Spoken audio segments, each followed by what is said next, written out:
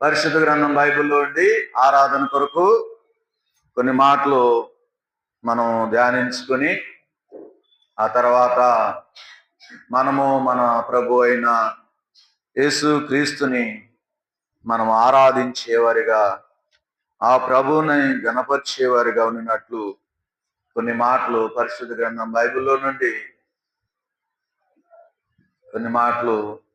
పరిశుద్ధ గ్రంథం బైబిల్లో నుండి మనము ధ్యానించుకుందాం. కీర్తనలు 78వ అధ్యాయము, కీర్తనలు 78వ అధ్యాయము 493 పేజీ 35వ వచనాన్ని కలిసి చదువుకుందాం. 493 పేజీ కీర్తనలు 78వ అధ్యాయము 35వ వచనాన్ని మనం కలిసి చదువుకుందాం. దేవుడు మనకు ఆశ్రయ దుర్గమనియు, మహోన్నతుడైన దేవుడు తమకు విమోచకుడనియు వారు జ్ఞాపకము చేసుకునిరి. మరోసారి చదువుకుందామండి. దేవుడు మనకు ఆశ్రయ దుర్గమనియు, మహోన్నతుడైన దేవుడు తమకు విమోచకుడనియు వారు జ్ఞాపకము చేసుకునిరి. ఆత్మ సాయం కొరకు ప్రార్థన చేసుకున్నాం.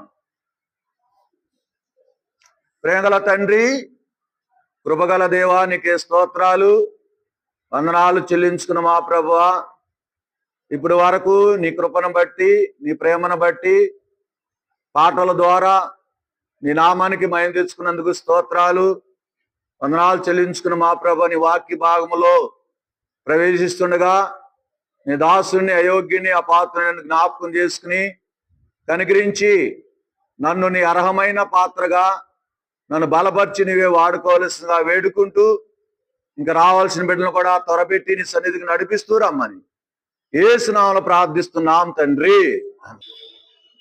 ఇక్కడ 35వ వచనంలో ఏమని రాయబడుతూ వచ్చిందంటే, దేవుడు మనకు ఆశ్రయమును దుర్గమనియు, మహోన్నతుడైన దేవుడు తమకు విమోచకుడనియు వారు జ్ఞాపకము చేసుకునిరి.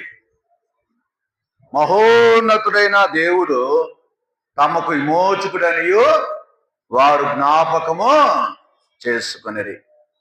అంటే ఈ దేవుడు ఎలాంటి దేవుడై అంటే, విమోచించే దేవుడని వారు ఎప్పుడు జ్ఞాపకం చేసుకున్నారంటే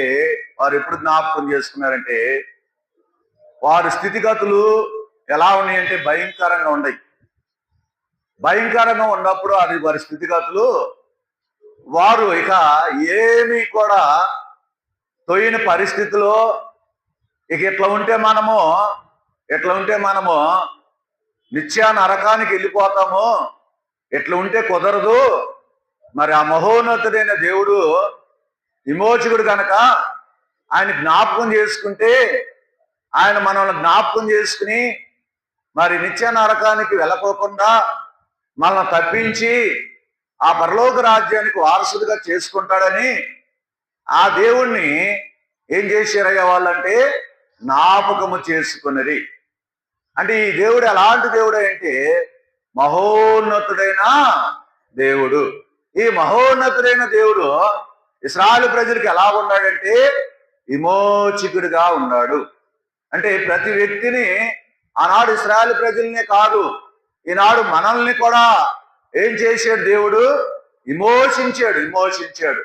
కనుక ఈ విమోచించే దేవుడిని వారు ఏం చేశారంటే జ్ఞాపకం చేసుకుంటూ వచ్చినారు. అందుకనే వారి స్థితిగతులు ఎలాగుంటే మరి ఆ స్థితిగతుల నుండి విడిపించబడటానికి వారు దేవుణ్ణి ఏ విధంగా జ్ఞాపకం చేసుకున్నారు, వారి స్థితి ఎలాగుంది, వారు జీవించే జీవితం ఎలాగుందంటే, రండి పరిశుద్ధ గ్రంథం బైబిల్లో అండి అదే అధ్యాయంలో కొన్ని మాటలు, చాలా మాటలు ఉండి, ఆ మాటలన్నీ కూడా వారు జీవించే జీవితాన్ని బట్టి వారి మాటలన్నీ మనకి చాలా ఉండి, దాదాపు 10 ఉన్నాయి. ఈ 10 మనం జ్ఞాపకం చేసుకోము, కానీ కొన్ని మాటలు మనం జ్ఞాపకం చేసుకుంటాం. ఏమని రాయబడుతూ వచ్చింది ఇక్కడ అంటే 9వ వచనం చదవండి. 9వ వచనము 10 చదువు అక్క, 10 చదువు 10. వారు దేవుని నిబంధనను గైకొనకపోయిరి, ఆయన ధర్మశాస్త్రమును అనుసరింపనల్లకపోయిరి. ఇక్కడ రాయబడుతూ వచ్చిన మొట్టమొదటి మాట ఏంటంటే వారు ఏం చేస్తూ వచ్చినారు, వారిలో ఉన్న విధానం ఏంటంటే వారు దేవుని నిబంధనను ఏం చేయలేదమ్మా, గైకొనకపోయిరి. దేవుని యొక్క నిబంధనను ఏం చేశారంటే గైకొనకపోయిరి. అంటే దేవుడు అనుగ్రహించే ఆ నిబంధన ఏదైతే ఉందో అదేం చేశారంటే వీళ్ళు గైకొనకపోయిరంట. అంతేకాకుండా ఆయన ధర్మశాస్త్రమును అనుసరింపనల్లక పోయి. ఈనాడు మనము కూడా ఆయన యొక్క నిబంధనను, రెండోది ధర్మశాస్త్రం అనగా దేవుని వాక్యమును ఏం చేయలేదు అంటే ఆయన వాక్యమును, ఆయన నిబంధన గైకొనలేదంట. ఆయన యొక్క వాక్యమును అంటే ఒకప్పుడు మన జీవితము ఎలాగుందంటే, పాప జీవితం ఏంటంటే ఆయన నిబంధనను, ఆయన వాక్యమును అనుసరింపక పోతూ వచ్చినాం. ఎన్నో పర్యాలు మనకు ఏదో ఒకటి మనకు తెలియపరచబడిన తర్వాత, అయ్యా ఇలా నడుచుకోండి, ఇలా జీవించండి అని మనతో ఎప్పుడైతే దైవ సేవకులు మనతో చెప్పినప్పుడు కూడా ఏం చేసామంటే మనము గైకొనలా. ఒకప్పుడు లోకంలో ఉన్నప్పుడు గైకొనక మన ఇష్టానుసారంగా జీవిస్తున్నాం. వాక్యాన్ని కూడా ఏం చేయలేదంటే ఇప్పుడు అనుసరిస్తున్నాం, కానీ ఒకప్పుడు దేవుని యొక్క వాక్యాన్ని అనుసరింపక పోతూ వచ్చినాం. ఇందును బట్టి వారు మరి దేవుని ఎద్దుకు రాలేని వారు ఉన్నారు, దేవుని సేవించలేని వారు ఉన్నారు. అంతేకాకుండా దేవుని ఎద్దుకు రావటానికి వారి పాపమే ఏం చేసిందంటే అడ్డుపడుతూ వచ్చింది. రెండో మాట చూస్తే అక్కడ రాయబడుతూ వచ్చిన రెండో మాట ఏంటంటే, రండి పరిశుద్ధ గ్రంథం బైబిల్లో రెండో మాట ఏంటంటే 11 వచ్చిన చదవండి. 11 అమ్మా. ఆయన క్రియలను, ఆయన వారికి చూపించిన ఆశ్చర్య క్రియలను వారు ఏం చేశారమ్మా, మరిచిపోయిరి. దేవుడు చేసే కార్యాలు కూడా, ఆశ్చర్య కార్యాలు ఏం చేశారు అంటే వారు ఏం చేశారమ్మా, మరిచిపోయారంట. ఈనాడు మన జీవితంలో ఒకటల్లా గైకొనకపోతే, రెండోదల్లా ఏం చేస్తూ వచ్చినామంటే మనము ఆయన యొక్క మరి ఆశ్చర్యకరమైన కార్యాలు ఏం చేసామంటే మరిచిపోతూ వచ్చినాం. ఒకప్పుడు దేవుడు మన ఎడల కార్యాలు చేస్తే, ఆశ్చర్య కార్యాలు, అద్భుత కార్యాలు చేస్తే అనుకున్నాము, నాకు అంటే నేను చేసిన దాన్ని బట్టి ఈ కార్యాలు జరుగుతూ వచ్చినాయి అనుకున్నాం. అంటే ఒకప్పుడు దేవుడు చేసాడు అన్న విధానంలో మనం అనుకోవాలా. అందుకని ఆయన కార్యాలు ఏం చేశారండి, ఎమ్మటే మర్చిపోయిన వారు ఉన్నారు. మూడవదిగా చూస్తే పరిశుద్ధ గ్రంథం బైబిల్లో రాయబడుతూ వచ్చిన మాట ఏంటంటే 17 వచనం, 17 అదే అధ్యాయము. అయినను వారు ఆయనకు విరోధంగా ఇంకను పాపము చేర్చునే వచ్చిరి, అడవిలో మహోన్నతుని మీద ఏం చేశారండి, తిరగబడ్డారంట. ఏం చేశారు, తిరగబడ్డారు. ఎవరి మీద, మహోన్నతుడైన దేవుని మీద. ఇశ్రాయేలు ప్రజలు ఏం చేశారంటే తిరగబడ్డ వారు ఉన్నారు. ఆయన చేసిన కార్యాల విషయంలో అయినను వారు ఆయనకి విరోధంగా ఇంకను పాపము చేసి వచ్చినంట, అడవిలో అంట మహోన్నతి మీద తిరగబడ్డారంట. తిరగబడటం అంటే ఏంటి? అప్పుడు దాకా ఉండి ఉండి ఉండి ఒక్కసారి మనిషి మీద ఏం చేస్తారు? తిరగబడతాం. అంటే ఇప్పుడు ఎవరైనా 4 దెబ్బలు వేసారనుకో, 4 దెబ్బలు 2 దెబ్బలు 3 దెబ్బలు ఓర్చుకున్న తర్వాత 4వ దెబ్బకి ఏం చేస్తాడు? ఓర్చుకోలేక తిరగబడతాడు. కానీ ఈ దేవుడు పట్ల, ఈ దేవుడు ఏం చేయాలా? ఈ దేవుడు వారికి మేలే చేశారు. అయినప్పుడు కూడా వాళ్ళు ఏం చేశారమ్మా? తిరగబడ్డారు. ఒకప్పుడు మనం కూడా లోకములో ఉన్న మనము దేవుని మీద, దేవుని బిడ్డల మీద, దేవుని సేవకుల మీద ఏం చేసామండి? తిరగబడి ఈనాడు కూడా, ఇప్పుడు కూడా ఉంది అండి తిరగబడతాం. ఆనాడు కాదు, ఇప్పటికీ తిరగబడతాం ఉంది. కానీ దేవుని నమ్ముకున్న తర్వాత మనం ఏం చేయకూడదంటే తిరగబడకూడదు. ఏం చేయాలి? ఆ దేవునిని ఆరాధించాలి, ఆ దేవునికి విధేయులై ఉండాలి. అది ఒకప్పుడు మన జీవితం.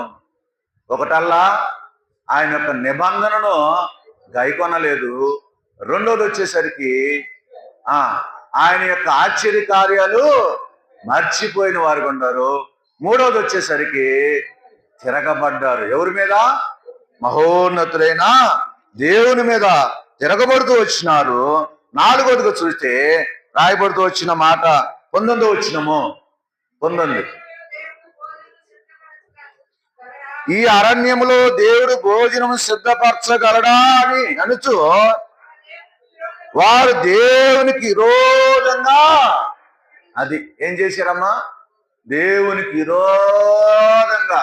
ఎవరు మాట్లాడారండి దేవునికి విరోధంగా? కోరాహు, దాతాము, అభిరాములు దేవునికి ఏం చేశారు? విరోధంగా మాట్లాడారంట. మన దేవునికంట విరోధంగా. మనం ఏమన్నా ఒకప్పుడు, ఏమండి యేసు ప్రభు మనం పూజించేటప్పుడు మనం కూడా ఒకప్పుడు పూజించాం, దేని పడితే దాన్ని పూజించాం.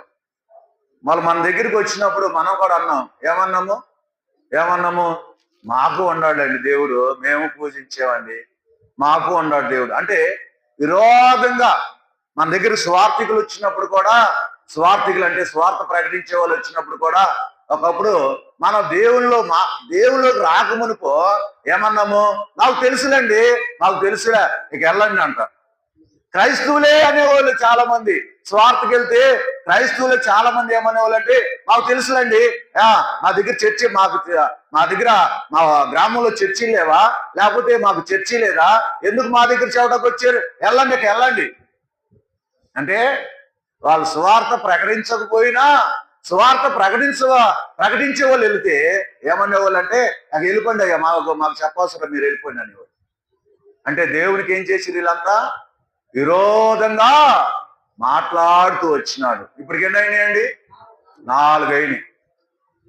ఇలాంటి దేవునికి విరోధంగా మాట్లాడిన వారు కూడా, అది కూడా విరోధంగా మాట్లాడటం కూడా పాపమే, తిరగబడటం కూడా పాపమే, ఆశ్చర్యకార్యాలు మర్చిపోవటం కూడా పాపమే, దేవునికి ఆజ్ఞలు గైకొనకపోవటం కూడా పాపమే. ఇవన్నీ ఎట్ట వస్తాయండి? జాబితాలోకి, పాపపు జాబితాలోకి వస్తాయి. ఇవన్నీ కూడా పాపపు జాబితాలోనికి వస్తాయి. ఇలాంటి విధానంలో జీవిస్తుంటదే కాకుండా పరిశుద్ధ గ్రంథం బైబిల్లో ఇంకేముంది? రాయబడుతూ వచ్చిన మాట ఏంటంటే 22వ వచనము, వారు దేవుని యందు విశ్వాసం ఉంచకపోయి ఆయన దయచేసిన రక్షణ యందు నమ్మిక ఉంచలేదు. ఈ 5వ మాట ఏంటంటే, వారు దేవుని యందు ఏముంచలేదమ్మా? విశ్వాసం ఉంచకపోయి. అంటే మనలో ఒకప్పుడు ఏం లేదు? విశ్వాసం లేదు. విశ్వాసం లేని జనులు, విశ్వాసం లేని ప్రజలము ఎలాంటి వారు? అవిశ్వాసులు. ఎవరండి మనము? విశ్వాసం ఉంచని వారు అందరూ ఎవరు? అవిశ్వాసులు. అంటే మనం ఒకప్పుడు ఎలాంటి వారమైతే అవిశ్వాసులమే. ఎందుకంటే దేవుని యందు ఏముంచలేదంటే విశ్వాసం ఉంచని వారందరూ కూడా అవిశ్వాసులే. అందుకని మనలో ఒకప్పుడు ఎలాంటి వరమైతే అవిశ్వాసులము. అవిశ్వాసం అంటే దేవుని యందు విశ్వాసం ఉంచకపోవటమే అవిశ్వాసము. వీళ్ళంతా కూడా ఆ రీతిగా దేవుని యందు శ్వాసం ఉంచుకోకుండా ఇష్టానుసారంగా మానవుడు జీవిస్తూ వచ్చినాడు. అందుని బట్టి దేవుడు ఇంకా పరిశుద్ధ గ్రంథం బైబిల్లో రండి రాయబడుతూ వచ్చిన మాట ఏంటంటే రండి 37వ వచనము, అదే అధ్యాయము 37వ వచనం. నోటి మాటతో వారు ఆయనను ముఖస్తుతి చేసిరి, తమ నాలుకలతో ఆయన యొద్ద బొంకిరి. ఏం చేస్తున్నారండి వీళ్ళు? నాలుకలతో అంట ఏం చేస్తున్నారు? ఆయన యొద్ద బొంకిన వారుగా ఉన్నారు. ముఖస్తుతి అంటే మీకు తెలుసా అండి? తెలుసా ముఖస్తుతి అంటే ఎట? అది అంటే ముఖస్తుతి అంటే ఏదో లోపల నుంచి, లోపల కాదు, లోపల ఏముంది? అంతరంగములు కపటం ఉంది. పైకి ఏమన్నాము? పైకి వందనాలక్క వందనాలమ్మ అంట ఒకప్పుడు మన జీవితము జీవిస్తూ ఉన్నాం, వందనాలని ముఖస్తుతి. అందుకని వారంతా ఏం చేస్తూ వచ్చినారంటే నోటి మాటతో వారు ఆయనను ముఖస్తుతి చేసిరి, తమ నాలుకలతో ఏం చేశారమ్మా? బొంకారు. బొంకటం అంటే ఏంది? పాపం చేసినప్పుడు వాడిని రే నువ్వు పాపం చేసేవారంటే ఏమంటాడు? నేను ఎప్పుడు చేసిన పాపము నువ్వు చూసావా? బొంకటం అంటే అది, అంతేనా? బొంకటం అంటే అదే. నేను చేసానంటే ఒక రకం, చేసి కూడా మనుషులు కనబడి కూడా ఏమంటాడు? నేను చేయలేదు అని మా నాలుగుతో ఏం చేస్తున్నానంటే బొంకేవారికి ఉంటావు. మనకు కూడా ఒకప్పుడు అంతే. అమ్మా నువ్వు అది చేసేవుగా అంటే నేను ఎప్పుడు చేసాను.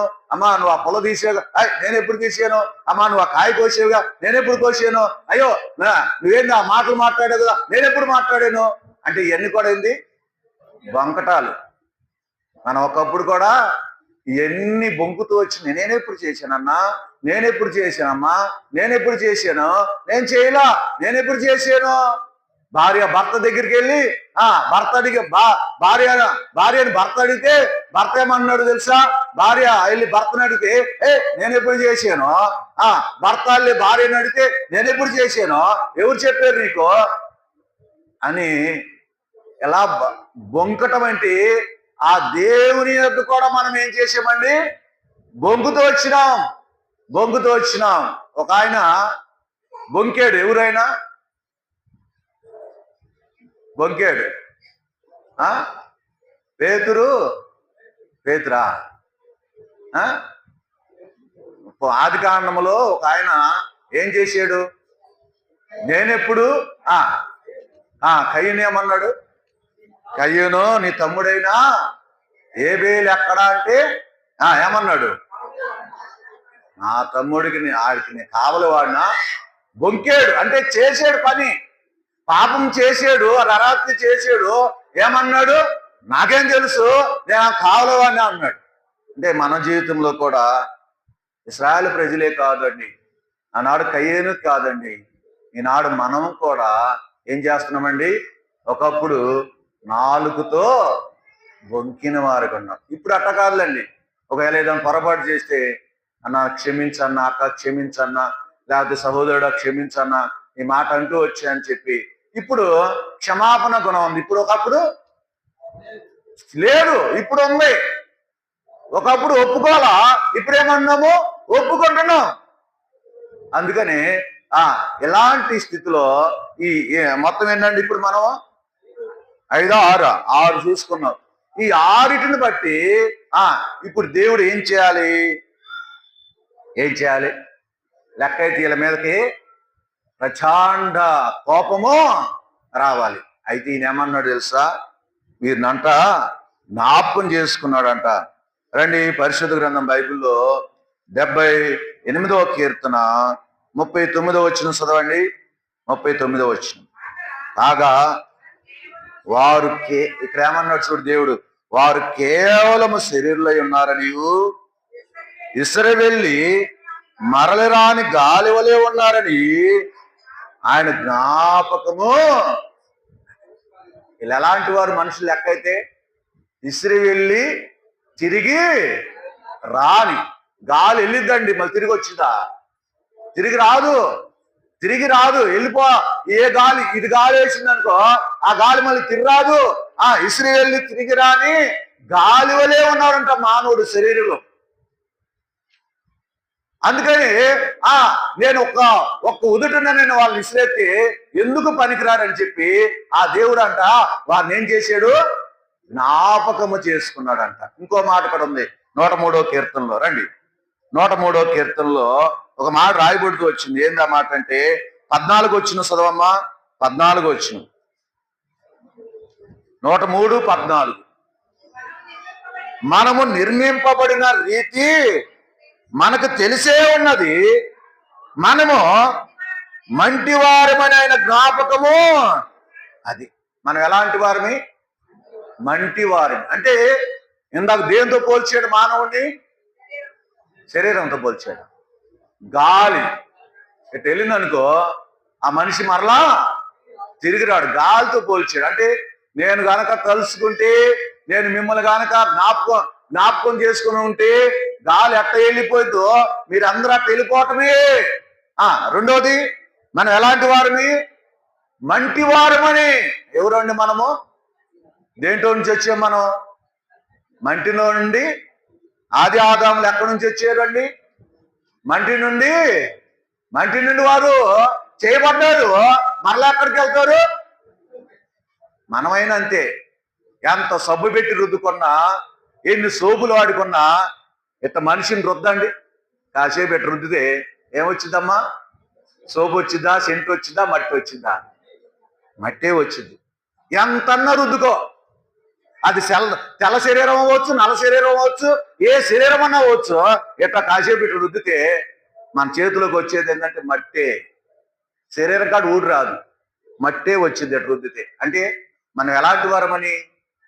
మంటి వారని. అంటే లెక్క అయితే ఈ 6 అంతల పాపములను బట్టి ఏం చేయాలి దేవుడు అంటే, గాలి గనక ఇట్లా కొట్టేస్తే వెళ్ళిపోతారు రుజా, అలాంటి కోపము దేవునికి రావాల్సింది. రెండోదికి చూస్తే ఆయన ఎలాంటి వారిని జ్ఞాపకం చేసుకున్నా అంటే మంటివారు. అరే ఇల్లే కదా, నా మనుషులే కదా, నా బిడ్డలే కదా అని చెప్పి ఆయన ఏం చేశాయంటే, గాలికి మరలా మిసిరి వెళ్ళి తిరిగి రాని గాలి లాంటి వారిని, మంటివారమైన మనల్ని ఏం చేశాడమ్మా? జ్ఞాపకం చేసుకున్నాడు. అమ్మా ఆయన జ్ఞాపకం చేసుకోకపోతే మనం ఏమైపోయాలమై? నశించిపోయాం. నిజంగా ఆ దేవుడు మనకున్నాడు కనుక ఆ దేవుడు నశించిపోతున్న వారిని రక్షించడానికి ఈ లోకానికి వచ్చిన వాడు ఉన్నాడు. అందుకని 1 తిమోతి రాసిన పత్రిక. రండి, 1 తిమోతి రాసిన పత్రిక 1వ అధ్యాయము 15వ వచనం చదవండి. 1 తిమోతి 1వ అధ్యాయం 15వ వచనము. పాపులను రక్షించుటకు క్రీస్తు యేసు లోకమునకు వచ్చినను వాక్యము నమ్మదగినదియో పూర్ణాంగీకారమునకు యోగ్యమై ఉన్నది. అట్టి వారిలో నేను ప్రధానుడును. పిల్లరా, ఇక్కడ ఏం రాయబడుతూ వచ్చింది? పాపులను రక్షించడానికి క్రీస్తు యేసు లోకానికి వచ్చి. అంటే ఇప్పుడు వీళ్ళు ఉన్నారు చూసా, 6 అంతల జాబితాలో ఉన్నవాళ్ళు ఎవరండి? నిబంధన కైకొన్నవారు, ఆశ్చర్యకారులు మర్చిపోయిన వారు, తిరగబడ్డవారు, ఇంకా చెప్పండి. అన్ని నేను చెప్పటమేనా? తిరగబడ్డవారు ఇంకెవరు?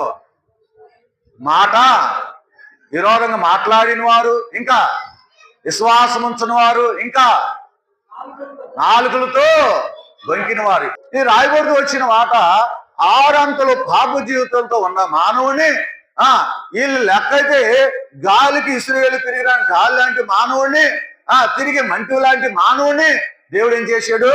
జ్ఞాపకం చేసుకున్నాడు. జ్ఞాపకం చేసుకుని వారికి ఏమని గురించి, వీళ్ళంతా ఎవరో లెక్కైతే పాపులను రక్షించుటకు క్రీస్తు యేసు ఈ లోకానికి వచ్చాడు. ఇప్పుడు నిన్ను నన్ను నీకు నాకు రక్షణ అనుగ్రహించడానికి ప్రభువైన యేసుక్రీస్తు వారు ఈ లోకానికి వచ్చిన వారు ఉన్నాడు. నీకు నాకు ఏమనుగ్రహించాడంటే రక్షణ. ఏమనుగ్రహించాడమ్మా? రక్షణ. ఈ రక్షణ అనుగ్రహించిన ఆయన ఏం చేశాడు? ఇంకా రండి, నిర్గమాకాండము 15వ అధ్యాయం. నిర్గమాకాండము గుర్తుపెట్టుకోండి. మరలా అడుగుతా మీరు అడిగినప్పుడు చెప్పబోతే మీరు వాక్యమో ఎంటలేదు అని అర్థం. అది బ్రదర్స్ని అడుగుతా, సిస్టర్స్ అడుగుతా. 15వ అధ్యాయము 13వ వచనము. అక్కడల్లా 6 అంతల పాపు జీతాన్ని చూపించా. ఇప్పుడు ఒక నిమిషం అక్క. ఇప్పుడు ఒక్కటి ఏంటంటే మొట్టమొదటి ఏంటంటే రక్షణ. యేసుక్రీస్తు ప్రభు వారు పాపులను రక్షించడానికి ఈ లోకానికి వచ్చాడు. నీకు నాకు ఏమనుగ్రహించడానికి వచ్చాయంటే రక్షణ. అప్పుడు నీకు నాకు ఏమొచ్చిందంటే రక్షణ వచ్చింది. అంటే దేవుడు రక్షణ నీకు నాకు అనుగ్రహిస్తూ వచ్చినాడు. రెండోదికి చూస్తే ఇప్పుడు చదువు అమ్మా. 13వ వచనం అక్క. 13వ వచనం 15, 13. నీ విమోచించిన ఈ ప్రజలను నీ కృప చేత తోడుకుని పోతివి, నీ బలము చేత వారిని నీ పరిశుద్ధ ఆలయమునకు. అది రెండో మాట. ఈ యొక్క దేవుడు మనల్ని పాప జీవితం నుండి విడిపించిన తర్వాత రెండో మాట ఏంటంటే నిన్ను నన్ను విమోచించి నిన్ను నన్ను తోడుకుని ఎక్కడికి తోడుకుని పోతూ వచ్చినా అంటే తన బలము చేతంట వారిని నీ పరిశుద్ధ ఆలయమునకు ఏం చేశాడమ్మా? నడిపించాడు. ఎట్లా నడిపించాడు? తన కృప చేత, తన బలము చేత పరిశుద్ధ ఆలయములోకి నీకు నాకు మొట్టమొదటి రక్షణ ఇచ్చాడు. ఆ తర్వాత పరిశుద్ధ ఆలయములోకి నిన్ను నన్ను విమోచించి ఆ పరిశుద్ధ ఆలయములోకి నడిపించాడంట. ఒకటి రక్షణ ఇచ్చిన దేవుడు, రెండోది పరిశుద్ధ ఆలయములోనికి నడిపించిన దేవుడు, మూడోది నిర్గమాకాండము 15వ అధ్యాయము 17వ వచనము. అమ్మ ఒక్క నిమిషం. 18 చదువాక. 18. నీ చేతులు స్థాపించిన పరిశుద్ధ ఆలయమందు వారిని నిలవబెట్టారు. ఎక్కడ నిలబెట్టాడండి? పరిశుద్ధ ఆలయంలోకి నడిపించాడు. ముందు మొట్టమొదటిలా రక్షణ ఇచ్చాడు, తర్వాత పరిశుద్ధ ఆలయములోకి నడిపించాడు. తర్వాత ఏం చేశాడు? పరిశుద్ధ ఆలయములో నిలవబెట్టాడు. అది ఏం చేశాడు? నిలవబెట్టాడు. అంటే దేవుడు నిన్ను నన్ను నడిపించడమే కాదు, నిలవబెట్టాడు. ఇక్కడ ఎట్లా నిలవబెట్టాడు? స్థిరంగా నిలబెట్టాడు. అటు ఇటు వెళ్ళిపోకుండా, తొలగిపోకుండా, అటు ఇటు జారిపోకుండా తన పరిశుద్ధ ఆలయములో ఏం చేశాడంటే నిలవబెట్టాడంట. నిలవబెట్టి నా దేవుడు యెహోవా నిరంతరము ఏలువాడు. ఇప్పుడు నిన్ను నన్ను ఏం చేస్తున్నాడమ్మా? నిలబెట్టిన తర్వాత ఆయన ఏం చేస్తున్నాడు? నిన్ను నన్ను ఏలుతున్నాడు. ఏం రాయబడితే వచ్చింది? నిరంతరము నిలబెట్టిన దేవుడు నిరంతరము నిన్ను నన్ను ఏం చేస్తున్నాడమ్మా? ఏలుతున్నాడు. భర్త వేలేది ఒక రకము, సృష్టికర్తని దేవుడు ఏలేది ఒక రకం. ఈ భర్త ఈ భార్యలు ఎలాంటి వారంటే కొంతకాలం ఏలవచ్చు, కొంతకాలం ఏలకపోవచ్చు. నిరంతరము నిన్ను నన్ను ఏలేది ఎవరు? దేవుడే. అందుకని నిన్ను నన్ను ఎక్కడ నడిపించాడు? తన పరిశుద్ధ ఆలయములకు నడిపించాడు. తన పరిశుద్ధ ఆలయంలో నిలబెట్టి నిన్ను నన్ను ఏం చేస్తున్నామా? ఏలుతున్నాడు, ఏలుతున్నాడు. అందుకని కుటుంబాన్ని, భార్యని ఏలాలి, బిడ్డలను కూడా ఏం చేయాలమ్మా? ఏలాలి. ఇప్పుడు ఈయన ఏలుతున్నాడు. ఎవరిని ఏలుతున్నాడు? ఇప్పుడు ఎవరిని ఏలుతున్నాడు? రక్షణ ఇచ్చాడు, నడిపించాడు, నిలవబెట్టాడు. ఇప్పుడు ఏలుతున్నాడు. ఎవరు వాళ్ళు? ఇశ్రాయేలీలా? ఇప్పుడు ఇశ్రాయేలీలందరూ, ఇప్పుడు వీళ్ళందరూ ఆయనకి ఏమయ్యాడు? ఏమయ్యారు? కుమారులు కుమార్తెలు ఏమయ్యారు? ఇప్పుడు ఏ లేదప్పుడు ఏమయ్యారు? కుమారులు కుమార్తెలుగా చేయబడ్డారు. అందుకని పరిశుద్ధ గ్రంథం బైబిల్లో ఏమని రాయబడుతూ వచ్చింది? రండి, పరిశుద్ధ గ్రంథం బైబిల్లో ఒక మాట రాయబడుతూ వచ్చింది. ఏమని రాయబడుతూ వచ్చిందంటే, రోమీలు రాసిన పత్రిక 8వ అధ్యాయం. రోమీలు రాసిన పత్రిక 8వ అధ్యాయము 14వ వచనం చదవండి. 8:14.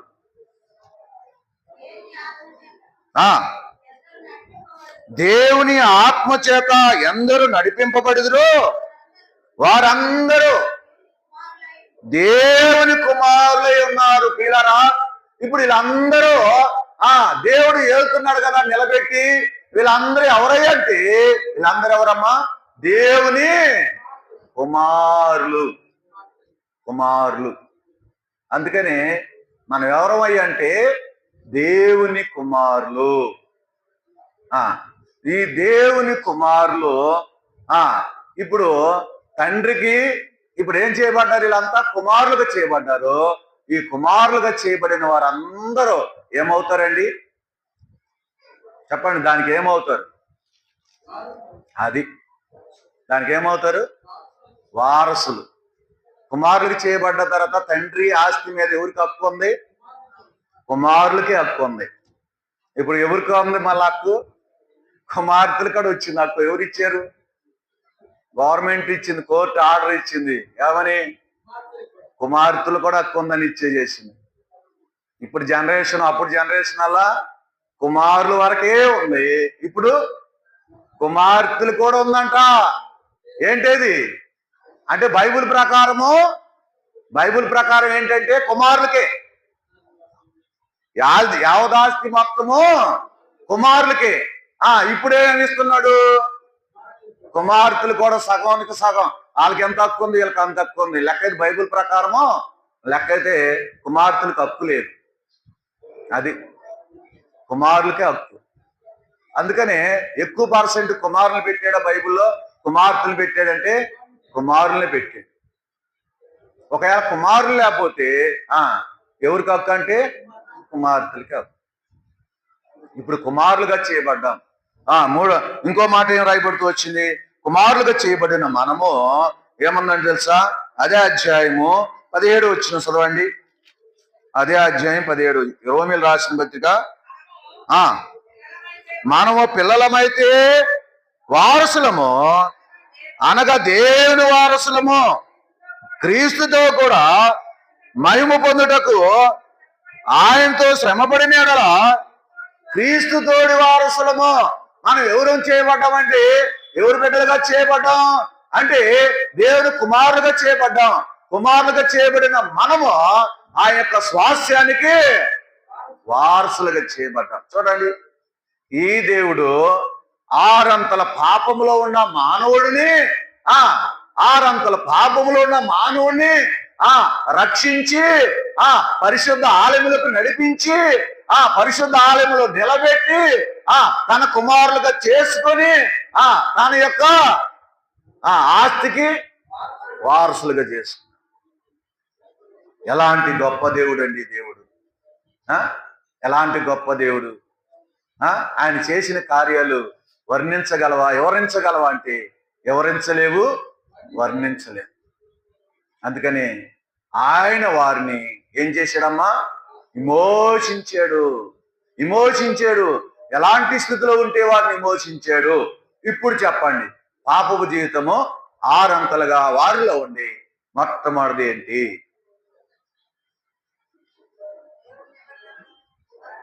దేవుని యొక్క నిబంధనను గైకొనకపోయిరి. రెండోది ఆయన యొక్క ఆశ్చర్య కార్యాలు. ఇప్పుడు నువ్వు ఆపేసేయి, వీళ్ళని అడుగుతాయి ఇప్పుడు. మూడోది తిరగబడిరి, మహోన్నతుడైన దేవుని మీద తిరగబడినట్టు వారమయ్యా. ఇంకా 4వది, దేవునికి విరోధంగా మాట్లాడుతూ వచ్చినారు. ఐదోది దేవుని యందు విశ్వాసం ఉంచకపోయేది. ఆరోది నాలుకలతో బొంకిరి. ఇలాంటి మానవుడు, విసిరి వెళ్ళి తిరిగి రాని గాలి లాంటి మానవుడు, మంటి లాంటి మానవుడిని శిక్షించక నరకానికి పాత్రులుగా చేయకోకుండా ఏం చేశాడు చెప్పండి? జ్ఞాపకం చేసుకున్నాడు. జ్ఞాపకం చేసుకుని ఏం చేశాడు? రక్షణ ఇచ్చాడు. రెండవది పరిశుద్ధ ఆలయములోనికి నడిపించాడు. మూడవది పరిశుద్ధ ఆలయములో నిలవబెట్టాడు. నాలుగవది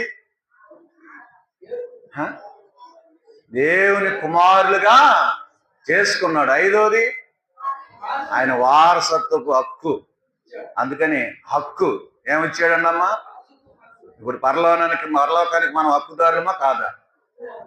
ఎవరు? అందరూ దేవుని యందు ఇట్టి విధానంలో, అంటే రక్షణ పొందిన వారందరూ హక్కుదారులే. కాకపోతే వారు తప్పిపోతే మనం చెప్పలేం కనుక రక్షణ పొందిన వారందరూ ఆ పరలోక రాజ్యానికి హక్కుదారులు, ఆ ఆస్తికి వారసులు. ఈ ఆస్తి కాదండి, ఆ ఆస్తికి ఆయన దగ్గర ఉన్న ఆస్తికి వారసులు, ఆ రాజ్యానికి వారసులుగా చేయబడ్డాడు. ఇప్పుడు ఆయన మనల్ని అందరినీ ఈ రీతిగా చేసి ఆయన ఏమయ్యాడండి? ఏమయ్యాడమ్మా? 8వ అధ్యాయంలో ఏముంది? రాయబడుతూ వచ్చిన మాట 3-4 చదవండి. 3-4 వచ్చినాడు. శరీరమును ఆత్మను అనుసరించి నడుచుకును మనమందరం మన యందు ధర్మశాస్త్ర సంబంధమైన నీతి విధిని నెరవేర్చవలనని పాప పరిహారం నిమిత్తము దేవుడు తన సొంత కుమారుని పాప శరీరాకారంతో పంపి ఆయన శరీరమందు పాపమునకు శిక్ష. ఇప్పుడు ఎవరు విధించబడ్డారు? పాపానికి శిక్ష ఎవరు విధించబడ్డారు? మనలో 6 అంతల పాపానికి 6 అంతల పాపపు శిక్షను ఎవరు భరాయించాడంటే ప్రభు అయినా యేసు. పాప పరిహారం నిమిత్తమంట దేవుడు తన సొంత కుమారుని లోకానికి పంపించి పాప శరీరమందు శిక్ష విధించబడింది. శిక్ష ఆయనకి, ఆశీర్వాదాలు ఎవరికి? శిక్ష ఆయనకి. లెక్కైతే శిక్ష ఎవరికి? మనకి. అయితే ఆయన మనకి శిక్ష పడతాం ఆయనకి ఏమాత్రము ఇష్టం లేదు. నేనే వారి బదులు, వారు నా కుమారులుగా కావాలి, నాకు వారసులుగా కావాలి, నా యొక్క పరలోక రాజ్యానికి రాజ్యంలో నాతో కూడా ఉండాలి అని ఆయనే, నేను అవసరమైతే నా తండ్రి నన్ను తిరిగి లేపుతాడు అన్న విధానంలో ఏం చేసి అంటే ఆయనే శిక్ష విధించబడ్డాడు. ఆ శిక్షకు ఆ శిక్ష ద్వారా ఆయన మరణించాడు. మరలా ఏం చేశాడమ్మా? ఇంత గొప్ప దేవుడిని మనం ఏం చేయాలమ్మా? ఆరాధించండి. ఓ సహోదరుడు, సహోదరి, బిగ్గరగా క్లుప్తంగా ప్రభుని ఆరాధించండి.